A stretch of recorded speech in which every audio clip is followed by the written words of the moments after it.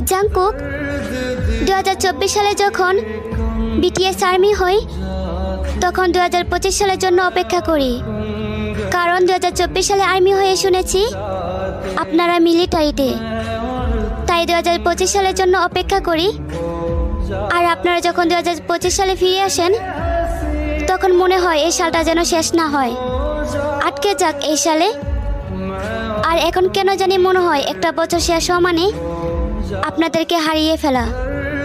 জানি না সে নিকৃষ্ট দিনে কি হবে, যেদিন হাজারো প্রজাপতির চোখের পানি দেখো আমার রাজাদের মন গলবে না। হয়তো থাকতে চাইবে কিন্তু বাস্তবে হারিয়ে যাবে।